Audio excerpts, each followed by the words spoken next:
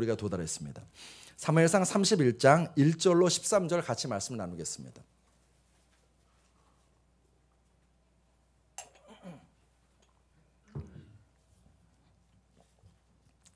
사무엘상 31장 1절로 13절. 제가 읽는 성경은 구약 462페이지입니다. 사무엘상 31장 1절로 13절. 제가 읽는 성경은 구약 462페이지입니다. 다 찾으셨나요? 네, 그러면 제가 한 절 읽고 여러분이 한 절 읽겠습니다. 블레셋 사람들이 이스라엘을 침해, 이스라엘 사람들이 블레셋 사람들 앞에서 도망하여 길보아 산에서 엎드러져 죽으니라.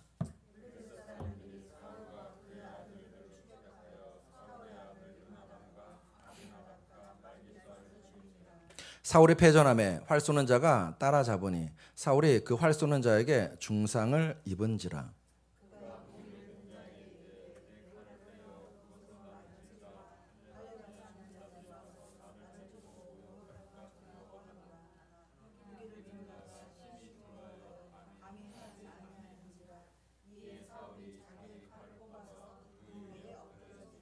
무기를 든 자가 사울이 죽음을 보고 자기도 자기 칼 위에 엎드러져 그와 함께 죽으니라.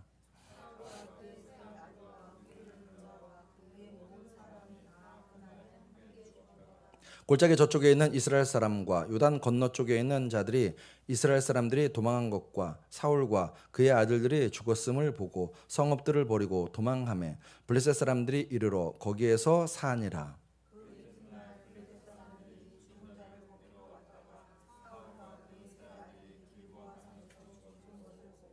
사울의 머리를 베고 그의 갑옷을 벗기고 자기들의 신당과 백성에게 알리기 위하여 그것을 블레셋 사람들의 땅 사방에 보내고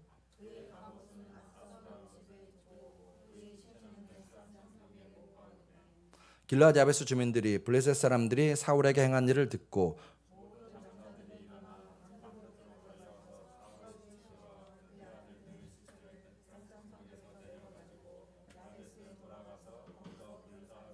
그의 뼈를 가져다가 야베스 에셀나무 아래에 장사하고 7일 동안 금식하였더라. 아멘. 아멘. 이 말씀에 근거하여서 자다가도 떡이 생기는 신앙, 자다가도 떡이 생기는 신앙이라는 말씀을 함께 나누도록 하시겠습니다. 한번 따라 하실까요? 자다가도 떡이 생기는 신앙. 한번 더요. 자다가도 떡이 생기는 신앙. 아멘. 저는 여러분 잘 아시는 것처럼 한 아이의 아빠이자 목회자입니다. 아이의 아빠로서 저의 관심은 올라가는 거예요. 올라가는 겁니다. 아들의 공부 이런 것들 도와서 아들의 실력이 잘 올라가길 원하는 것이 저의 마음입니다. 반면 목회자로서 저의 관심과 마음은 내려가는 것에 관심이 있습니다. 왜냐하면 나름 정상에 선 목사님들이 그 정상에서 제대로 내려오지 못하시고 안타까움을 모습을 보이기 때문에 마음이 목회자로서 거기에 가 있습니다. 예전에는 저 목사님들 왜 저러시지? 교만해서 저러신가? 돈이 많아서 저러신가? 권력에 눈멀어서 저러신가? 라는 생각을 했었습니다. 그런데 한 아이의 아빠로 살다 보니까 생각이 좀 달라졌습니다. 왜 그러는가? 우리가 여러분 생각해 보십시오. 자녀를 기를 때 어떻게 하죠? 길을 쓰고 올라가는 법을 가르치고 어떻게 하든 간에 올라가라고 재촉합니다. 우리는 아이들에게 올라가는 법을 가르칩니다. 그런데 정작 그 오른 자리에서 내려오는 법은 가르치지 않더라는 것입니다. 어디에서도 우리는 내려오는 법을 배우지 않습니다. 산은 올라가는 것보다 뭐가 더 중요하대요? 내려오는 게 더 중요하답니다. 또 그런 말도 있죠. 박수 칠 때 떠나라고. 우리 그런 말 잘 알아요. 그런데 어디에서도 내려오는 법을 배우지는 않아요. 좀 더 확장하면 내 인생의 후반전, 내 노년을 어떻게 가꾸어 갈지에 대해서는 생각하지 않는다는 것입니다. 인생은 봄만 있는 것이 아니라 겨울도 있습니다. 탄생이 있으면 죽음이 있습니다. 배부름이 있으면 배고픔이 있습니다. 건강이 있으면 병듦도 있습니다. 즉 어떤 사람이든 그 인생이 처음이 있으면 끝이 있습니다. 다시요. 어떤 인생이든지 그 인생은 처음이 있으면 끝이 있어요. 자, 이제 제가 4가지 인생을 말씀드리겠습니다. 나는 어디에 속하는지 한번 생각해 보십시오. 첫 번째, 어떤 인생은 처음도 좋고 끝도 좋아요. 아멘을 안 오는 거 보니까 아무도 여기 해당 안 돼요. 자, 어떤 인생은 처음은 좋은데 끝이 안 좋아요. 반대로 처음은 안 좋았는데 끝이 좋은 인생도 있습니다. 아멘. 우리 윤영승 선생 아멘입니다. 자, 그러면 최악은 뭘까요? 네, 처음도 안 좋고 끝도 안 좋은 거. 이건 최악이죠. 사랑하는 성도 여러분, 여러분과 저의 인생이 처음도 좋고 끝도 좋게 되시기를 주의 이름으로 축복합니다. 근데 만약 그게 안 된다면 여러분, 처음이 좋은 게 나을까요? 끝이 좋은 게 나을까요? 네, 아멘입니다. 다윗은 처음은 안 좋았는데 끝은 좋았습니다. 성경을 열면 다윗이 등장하는데 그 등장하는 모습을 보면 굉장히 초라합니다. 자기 집에 사무엘 선지자가 왔습니다. 쉽게 얘기하면 그 나라의 대통령이 자기 집에 방문하는 것입니다. 방문해서 사무엘 선지자가 말합니다. 아버지 이새에게 너희 가족 다 모아. 그래야 내가 식사할 거야 라고 분명히 말했습니다. 너희가 다 모여 내가 제사를 드릴 수 있어 라고 말했습니다. 그런데 어떻게 했습니까? 아버지 이새도 나머지 형제들도 다윗을 부르지 않습니다. 가족의 귀한 모임이 열렸는데 어느 누구도 다윗을 부르지 않고 결국 다윗은요 초라하게 들판에 나홀로 있습니다. 그의 처음은 정말 초라했습니다. 반면 사울의 처음은 굉장히 화려합니다. 사무엘상 9장 1절로 2절에 베냐민 지파에 기스라 이름하는 유력한 사람이 있으니 그는 아비엘의 아들이요 스올의 손자요 베고라스의 증손이요 아비야의 현손이며 베냐민 사람이더라. 기스에게 아들이 있으니 그의 이름은 사울이요 준수한 소년이라. 이스라엘 자손 중에 그보다 더 준수한 자가 없고 키는 모든 백성보다 어깨 위만큼 더 컸더라. 뭐래요? 첫째, 집안 좋대요. 두 번째, 잘생겼대요. 세 번째, 키도 크대요. 그리고 우리가 사무엘상에서 읽었던 것처럼 사울은 이 당시 효자였습니다. 아버지 말을 잘 따르는 효자였습니다. 뿐입니까? 결국 그는 이스라엘 초대 왕이 됩니다. 초대 왕이 되고 난 다음에 그의 관심은 최첨단 산업이었습니다. 최첨단 산업. 사무엘상 11장 5절에 보시면 이런 말씀이 있죠. 마침 사울이 밭에서 소를 몰고 오다가 우리 이게 그냥 별로 그렇게 와닿지 않은데 여러분 이 구절에 대한 학자들의 해석을 들어보십시오. 학자들이 이렇게 말합니다. 왕이 된 사울이 소를 몰며 밭에서 일한 것은 이스라엘의 왕정 성립 초기에 왕이 수행한 일상의 한 단면을 잘 보여주는 것 같다.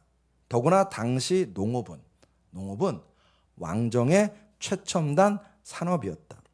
관계시설 같은 사회 간접 자본에 대한 투자가 필요했고 정확하게 강우량을 예상하고 땅에 알맞은 종자를 선택하려면 전문 지식이 필요하였다. 고대 세계에서 왕은 농사를 장려하여 도시 시민이 안정적으로 식량을 공급받도록 해야 했다. 이런 관점에서 보면 농사를 돌보는 것이 왕의 중요한 업무 중 하나였을 가능성을 배제할 수 없다라고 학자들은 말합니다. 그러니까 고대 사회에서 농업은요. 지금 같은 경우는 AI가 최첨단 산업이라면 이 당시에는 농업이 최첨단 산업이었습니다. 사울은 왕으로 기름 부음 받고 왕으로 선출되고 난 다음에 거기에 관심을 쏟았다는 것입니다. 뿐만 아닙니다. 그는 무엇보다 중요했던 능력이 전쟁에서의 승리가 이 당시에 굉장히 중요한 능력이었습니다. 여러분 기억하시나요? 이스라엘 백성이 왕을 요구하는 가장 원했던 조건이 있었습니다. 그게 뭐냐면 사무엘상 8장 20절에 우리도 다른 나라들 같이 우리의 왕이 우리를 다스리며 우리 앞에 나아가서 우리의 싸움을 싸워야 할 것이니이다 하는지라. 이스라엘 백성이 왕을 원했던 이유는 딱 하나예요. 전쟁에 나가서 승리할 사람이 필요했던 것입니다. 다른 나라들처럼. 사울은 이 요구 조건에 정말로 잘 부합하는 사람이었습니다.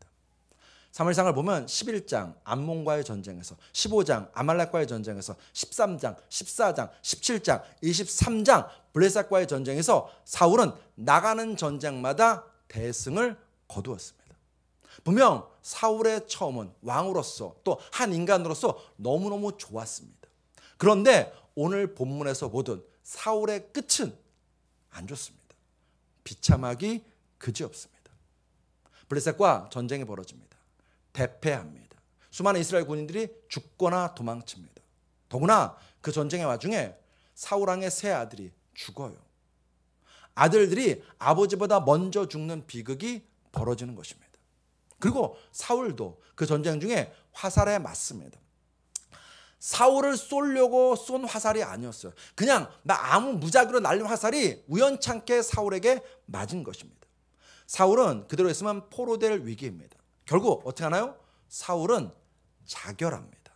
오늘 보면 4절 하반절에 이에 사울이 자기의 칼을 뽑아서 그 위에 엎드러 치매. 비참한 최후죠. 그런데 죽고 난 다음에도 그는 비참한 최후가 계속됩니다. 다음날 블레셋 군사들이 전리품을 거두기 위해서 전쟁터를 누빕니다. 누비면서 이스라엘 군인들이 입었던 옷, 갑옷, 또 들었던 무기 같은 것들을 수거하는 와중에 누구를 발견하냐면 죽어있는 사울왕과 세 아들을 발견합니다. 블레셋은 사울왕의 목을 칩니다. 치고 사울의 몸을 벳산 성벽에 걸어서 전시합니다.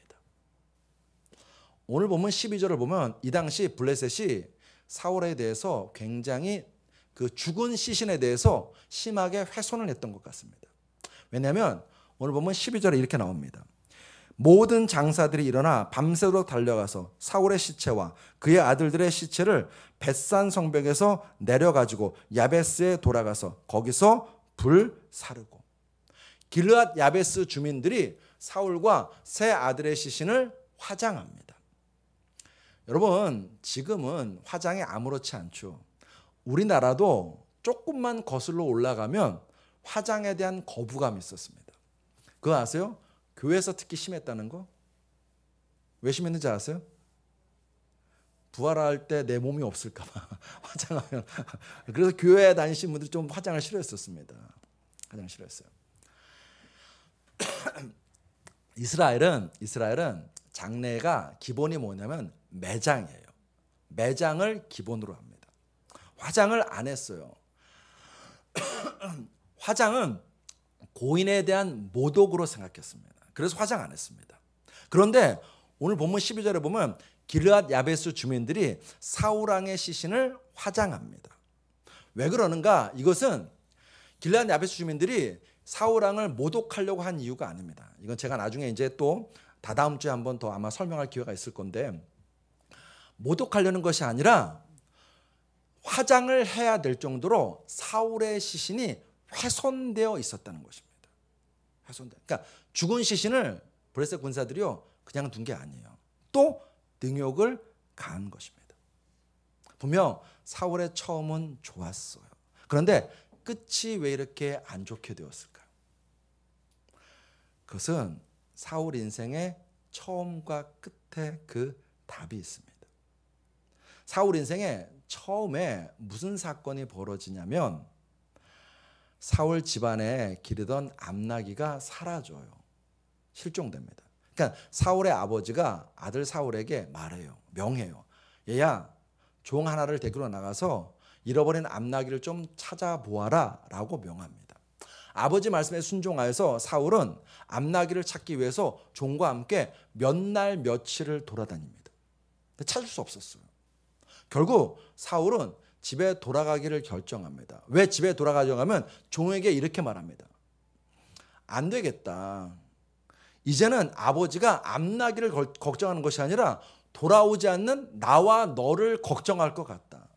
이제 이만하면 됐으니 집으로 돌아가서 아버지를 안심시켜드려야 되겠다라고 말합니다. 명합니다. 주인이 그렇게 말하면 종이 따라야죠. 근데 이 당시 사울의 종이 뭐라고 하는가? 사무엘상 9장 6절에 사무엘상 9장 5절을 먼저 읽겠습니다. 그들이 숲땅에 이른 때 사울이 함께 가던 사원에게 이르되 돌아가자. 내 아버지께서 암나기 생각은 고사하고 우리를 위하여 걱정하실까 두려워하노라 하니 라는 말씀이 있습니다. 걱정해서 돌아가자는 거예요. 그때 이제 종이 이렇게 말해요. 9장 6절에 그가 대답하되 보소서 이 성읍에 하나님의 사람이 있는데 존경을 받는 사람이라. 그가 말한 것은 반드시 다 응하나니 그리로 가사이다. 종이 사울의 말을 들었나요? 듣지 않았나요? 듣지 않았습니다. 듣지 않았어요? 자, 이 모습이 사울 인생 끝에 또 똑같이 데자뷰로 등장합니다. 전쟁 중 화살을 맞았어요. 그때 사울이 자기의 부하에게 명합니다. 오늘 본문 4절. 그가 무기를 든 자에게 이르되 내 칼을 빼어 그것으로 나를 찌르라. 할례 받지 않은 자들이 와서 나를 찌르고 모욕할까 두려워하노라 하나 무기를 든 자가 심히 두려워하여 감히 행하지 아니하는지라. 사울이 화살에 맞았습니다. 사울은 알았어요. 이대로 있다가는 내가 블레셋 포로가 될 것이다. 여러분 블레셋 포로가 되면요 무슨 일이 벌어지냐면 대표적인 예가 삼손이 블레셋의 포로가 되었습니다. 어떻게 됐나요? 두 눈이 뽑혔어요. 뽑히고 곡식을 가는 일에 노역을 합니다. 사울은 자신도 그런 모욕을 당할 걸 잘 알았어요. 그래서 부하에게 날 죽이라고 칼로 죽이라고 하는데 그 부하가 말을 듣나요? 안 듣나요? 안 들어요. 사울의 말을 안 들어요. 근데 문제는 이것이 사울 일생에 반복돼요. 딸 미갈도 아버지 사울의 말을 듣지 않습니다. 남편 다윗을 보호합니다. 남편 다윗이 아버지 사울을 피해서 도망치도록 도와줍니다. 아들 요나단도 아버지 사울의 말을 듣지 않습니다. 도리어 다윗 편을 들고 다윗을 응원합니다.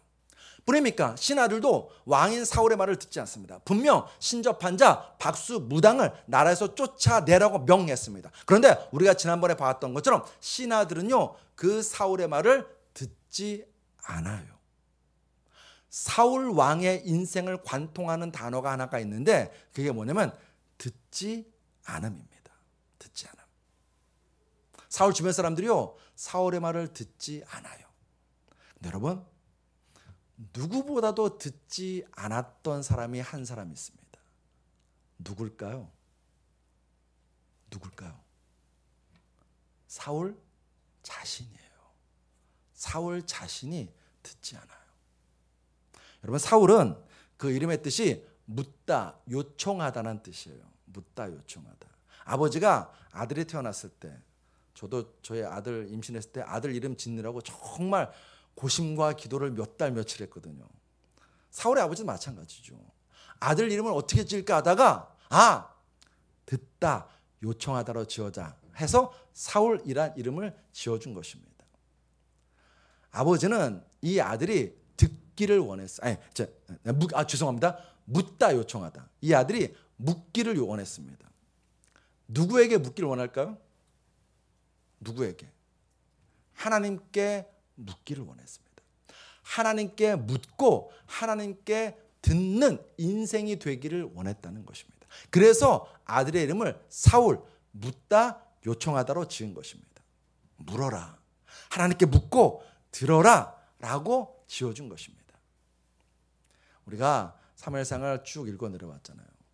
사울 왕이 하나님 말씀을 잘 들었나요? 이럴 땐 이렇게 표현해요. 지긋지긋하게 안 들어요. 지긋지긋하게.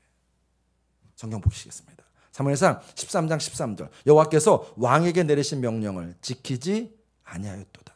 사무엘상 15장 11절. 나를 따르지 아니하며 내 명령을 행하지 아니하였음이니라. 사무엘상 15장 23절. 왕이 여호와의 말씀을 버렸으므로. 사무엘상 15장 26절. 이는 왕이 여호와의 말씀을 버렸으므로. 사무엘상 28장 18절. 내가 여호와의 말씀을 순종하지 아니하고. 정말 지긋지긋하게 안 됐습니다. 고집스럽게 안 됐습니다. 자, 여기서 이제 중요한 지점. 여러분,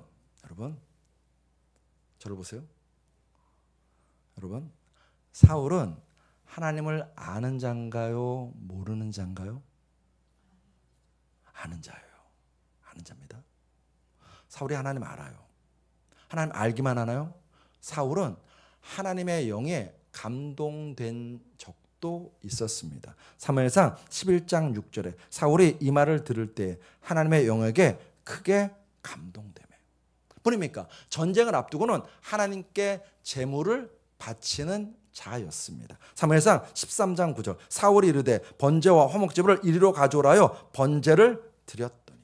사울은 하나님께 예배드리기도 했었어요. 사무엘상 14장 35절에 사울이 여호와를 위하여 제단을 쌓았으니 이는 그가 여호와를 위하여 처음 쌓은 제단이었더라. 처음 쌓은 그 일생 중 처음 왕이 되고 난 다음에 처음 예배 드린 거예요. 그랬더니 뭐가 됐든 예배는 드렸던 자입니다. 뿐입니까?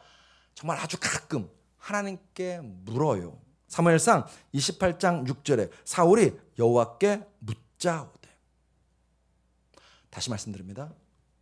사울왕은 하나님을 아는 자였습니다. 그런데 딱 거기까지였습니다. 딱 거기까지였습니다. 하나님을 알지만 하나님께 관심이 없었습니다.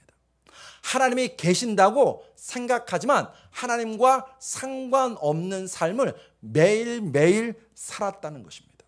그러면서 자기가 필요할 때만 하나님을 찾았어요. 자기가 필요할 때만. 그 외는 다 자기 마음대로입니다. 혹시 이 모습이 우리의 모습은 아닐까요? 사랑하는 여러분, 하나님 아시죠? 하나님 믿으시죠? 아멘 안 하시면 큰일이신데. 하나님 믿으시나요? 우리는 하나님 아는 정도가 아니라 믿어요. 믿는데 혹시 정말 예배가 드려야지 아는데 주일 예배 드리는 것도 힘겨워하지 않나요? 기도해야지 아는데 내 삶에 기도는 없고. 도리어 여러분 그런 사람의 특징이 뭔지 아십니까? 자기가 문제가 생기면요 목사에게 전화 걸어서 기도 부탁은 정말 잘합니다. 남에게 기도 부탁은 잘하는데 정작 내 자신이 기도는 하지 않는 삶을 살지 않나요? 교인으로 등록되어 있는데 교회를 나가도 그만 안 나가도 그만인 삶을 살고 있지는 않냐는 것입니다. 사랑하는 성도 여러분, 우리의 신앙이 산 신앙인가요? 죽은 신앙인가요? 우리의 신앙이 깨어있는 신앙인가요? 잠든 신앙인가요? 한 철학자가 아주 깊은 고민에 빠졌습니다. 이 철학자를 고민에 빠뜨린 것은 삶과 죽음의 차이였어요. 자기가 철학적으로 삶과 죽음에 대해서 책 한 권을 쓸 수는 있겠는데 그러지 말고 이 삶과 죽음에 대해서 어떤 차이가 있는지 아주 명쾌하게 아주 간단하게 누가 들어도 무릎을 칠 정도로 그렇게 간단 명료하게 설명하고 싶은데 그 설명이 떠오르지가 않는 거예요.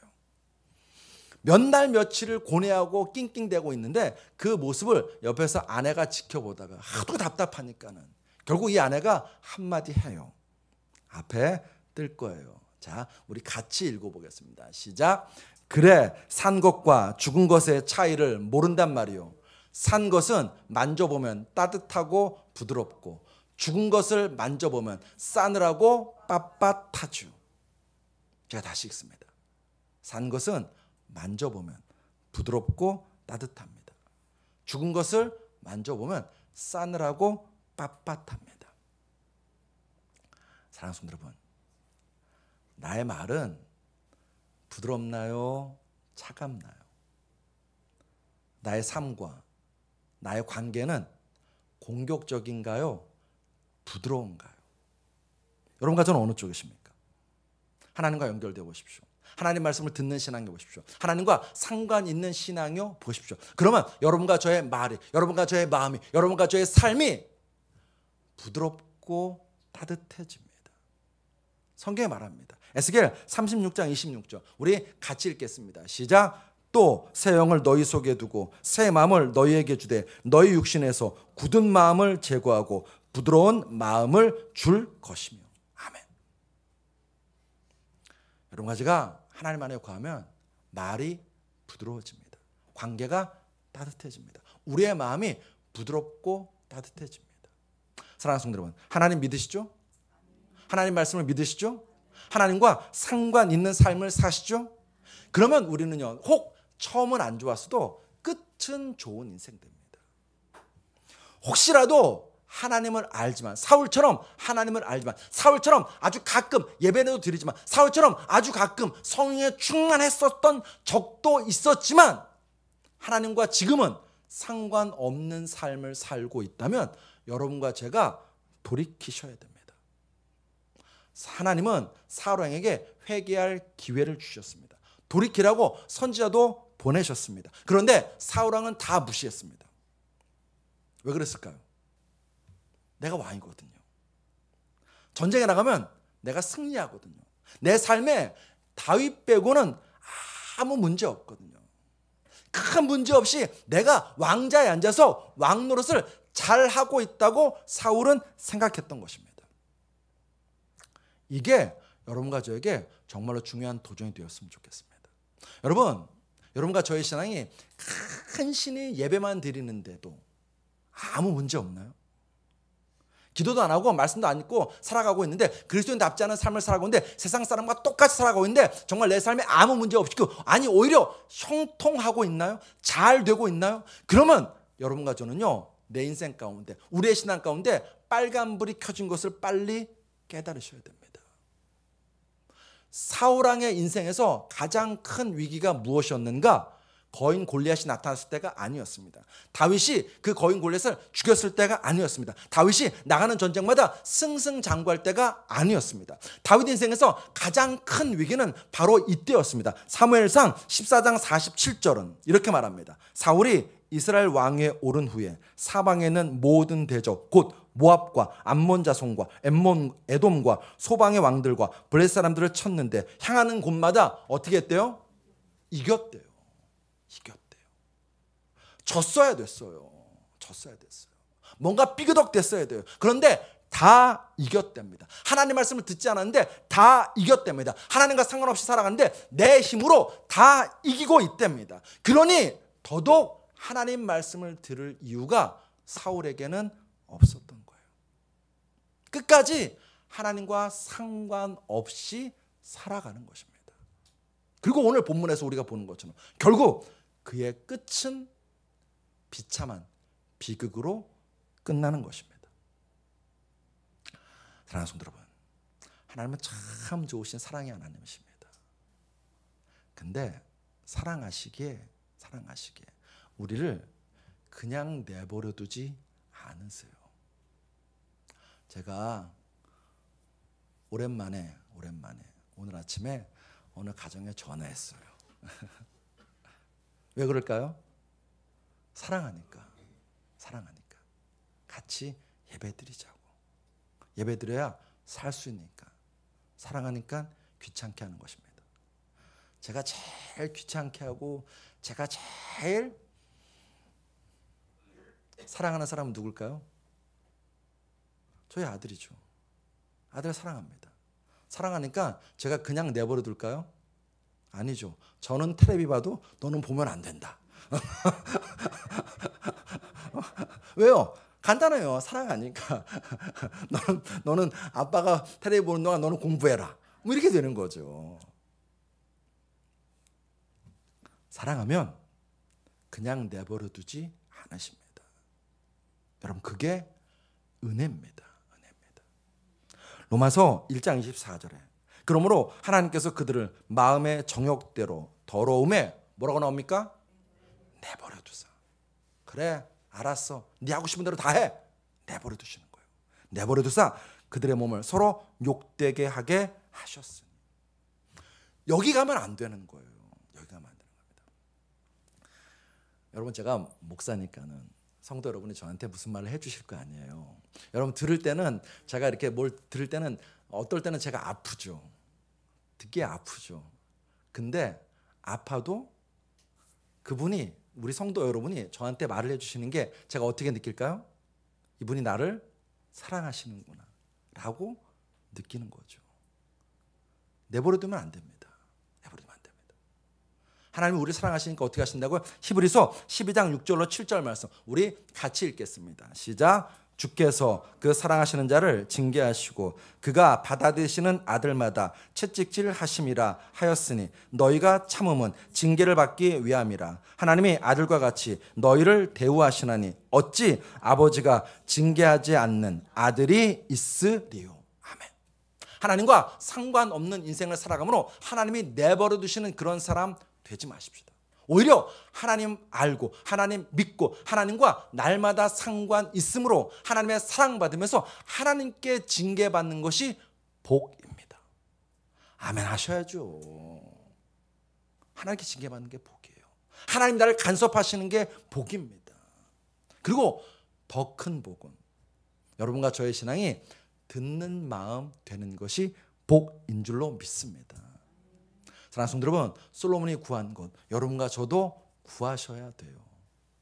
열왕기상 3장 9절의 말씀 우리 같이 읽습니다. 시작. 누가 주의 이 많은 백성을 재판할 수 있사오리이까. 듣는 마음을 종에게 주사 주의 백성을 재판하여 선악을 분별하게 하옵소서. 아멘.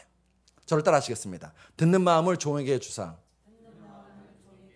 한번 다시요. 듣는 마음을 종에게 주소서. 또 따라 하시겠습니다. 듣는 마음을 주사 하나님 뜻대로 살게 하소서. 아멘 아멘. 그 인생이 복된 인생입니다. 그 인생이. 왜 이게 복인지 제가 말씀드리겠습니다.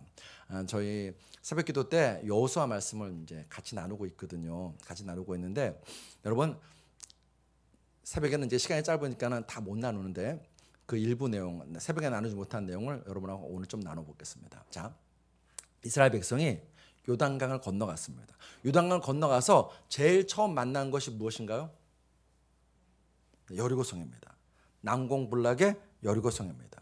자, 그 여리고성 사진을 좀 한번 보시겠습니다. 자, 저게 3번 눌러주셔야 됩니다. 정진영 선생님 3번. 네, 저게 여리고성 이제 모형이에요. 이제 지금은 확인할 수 없기 때문에 고고학자들이 발굴하면서 아마 이랬을 것이라고 추측하는 거예요. 보시면은 성에 성곽이 성벽이 이중이에요. 이중.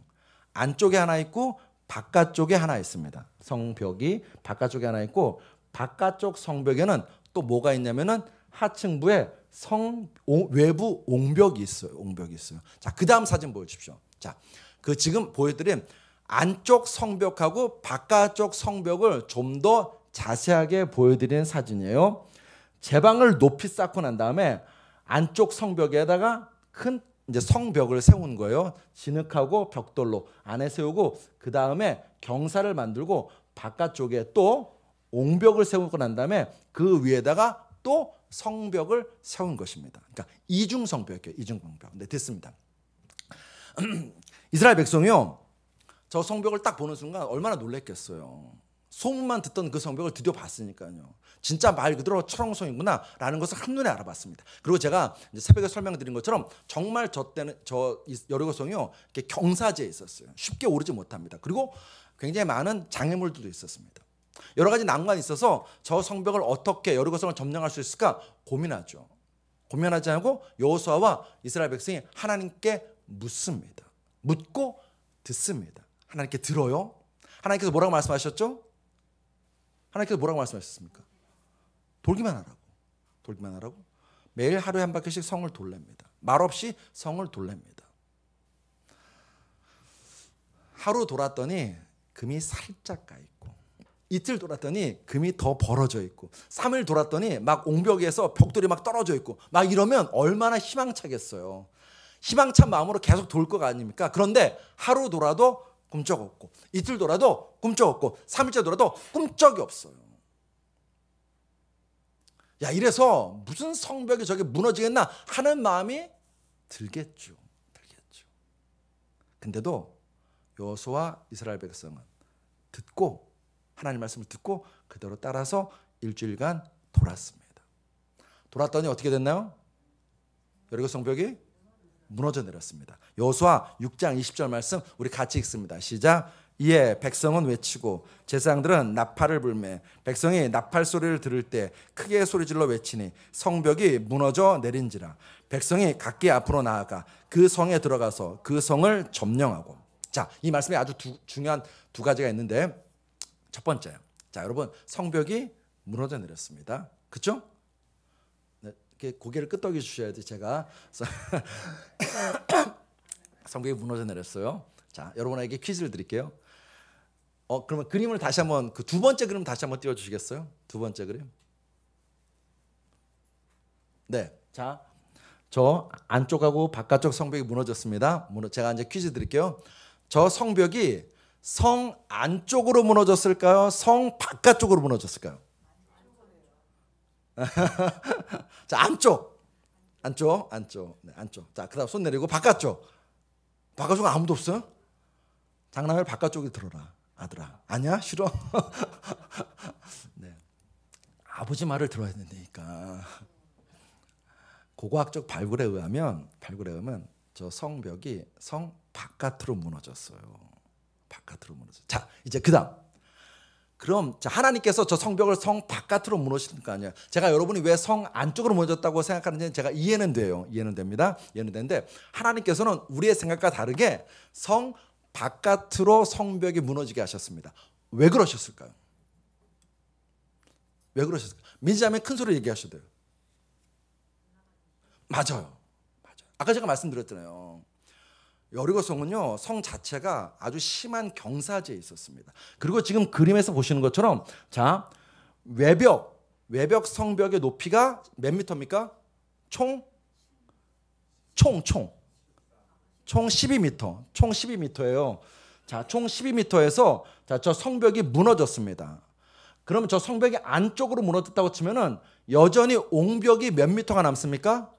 5m가 남는 거예요. 옹벽이 5m가 남는 거예요. 그러면 어른이 올라가기 쉬울까요? 어려울까요? 어렵죠. 어려워요. 심한 경사로가 있는 데다가 저렇게 성벽 자체도 높게 쌓아놓으면은 앞으로 나가기가 어려워요. 그런데 성경은 말해요. 여호수아 6장 20절 하반절에 보시면 성벽이 무너져 내린지라 그 다음 백성이 각기 앞으로 나아가 그 성에 들어가서 그 성을 점령하고라고 나옵니다. 정지영님 뒤에 한 구절 더 있어요.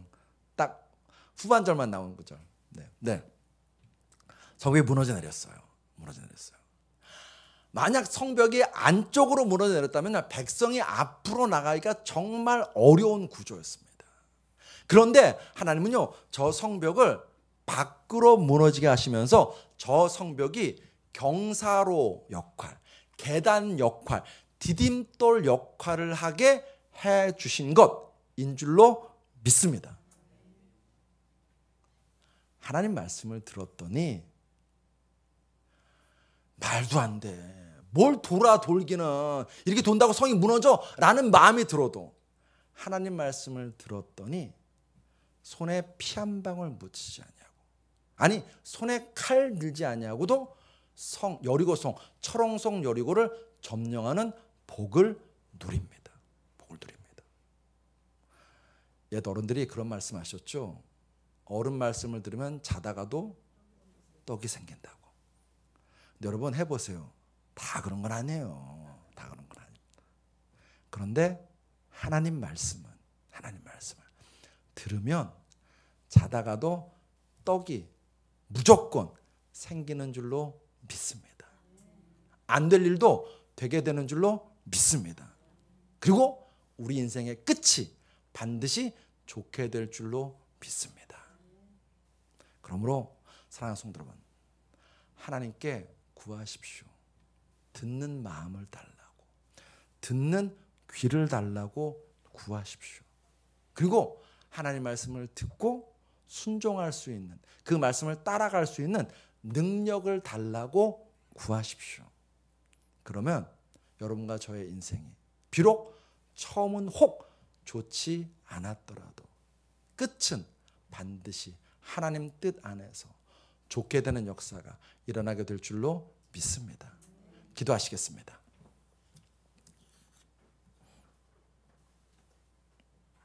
아버지 하나님, 듣는 마음을 구합니다. 듣는 귀를 구합니다. 주님, 진실로 우리의 귀를 열어주셔서 하나님 말씀을 듣는 저희들 다 될 수 있도록 역사하여 주시옵소서. 세상의 소리에 취해 있고 세상 것에 취해서 하나님을 보지 못하고 하나님을 듣지 못하는 인생 되지 않도록 우리를 긍휼히 여겨 주시옵시고, 사랑하는 아들아, 사랑하는 딸아, 내가 너를 사랑한다, 내가 너와 함께한다, 그 음성을 듣는 우리들 다 될 수 있도록 역사하여 주시옵시고, 좌로나 우로 어디로 가야 될지 갈등하고 고민할 때 사랑하는 아들아, 나와 함께 이리로 가자, 사랑하는 딸아, 나와 함께 저리로 가자라 라고 말씀하시는 주의 음성을 듣는 저희들 다 될 수 있도록 역사하여 주시옵소서. 예수 그리스도로 감사하며 기도드렸사옵나이다. 아멘.